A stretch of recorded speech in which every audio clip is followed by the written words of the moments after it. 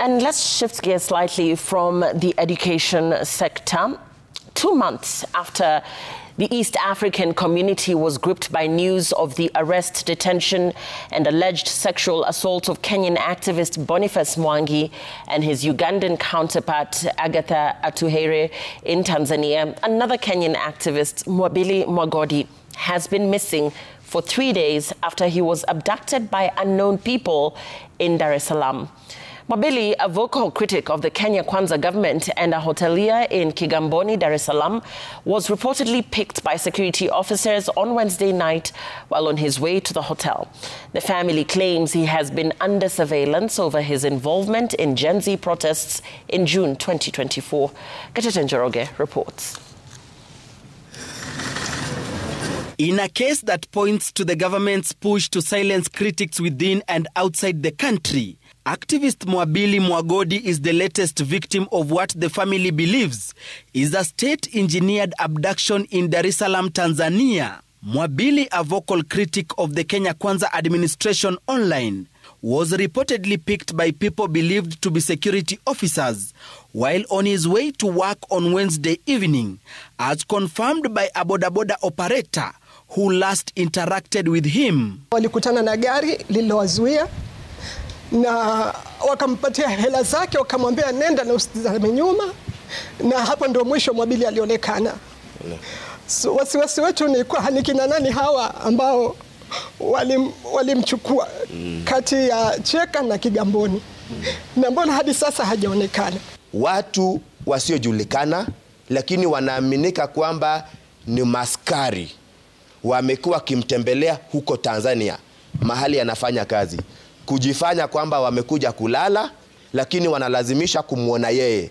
The family says Mwabili was a marked man. Threats started way back in October last year following his participation in the Gen Z protests. A case in point was when he led protests at a church service attended by President William Ruto in Nyahururu, Laikipia County on June 23, 2024. 2024 in October, my parents received visitors who identified themselves as DCI, and they warned them that he should cool off matters the Gen Z protests and take care of his family. Failure to which, to quote my parents, that mama ambieni mtoto msije mkaweka hema hapa. A matter that the family says the employer in Tanzania has reported under OB number CHA/RB/27262025. Back at home, the family has reported the matter at Kileleshwa Police Station and urged Foreign Affairs Cabinet Secretary Musalia Mudavadi to intervene. Those who are holding him out there know that we know, and that they will be held accountable. Sure.